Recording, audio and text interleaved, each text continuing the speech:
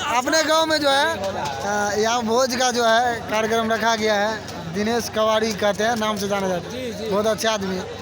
सभी को आमंत्रित किया गया है। तो आप क्या कहना चाहते हैं इस भोज में जो आप पधारे हैं? कहना चाहते हैं जितना लोग आते हैं सब अपना घर पे खाए और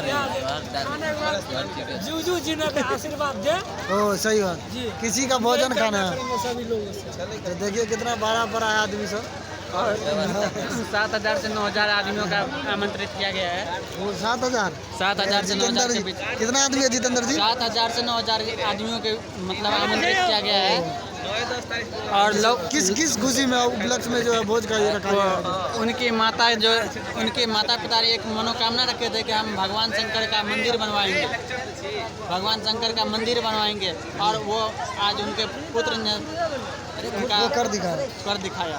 तो उसी की खुशी में वो अपने आप को मतलब एक भोज का आयोजन रखा है। यानी सभी आमंत्रित होंगे ग्रामीण लोग। हाँ। और वो आशीर्वाद देंगे, है ना?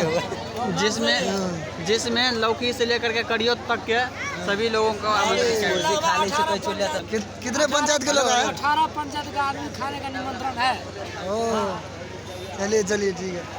अच्छा, देख सकते हैं कितना आदमी आया है। चलिए ठीक। सचिन बाबू को देखिए, वो भी तैयार है भोजन प्रारंभ करने।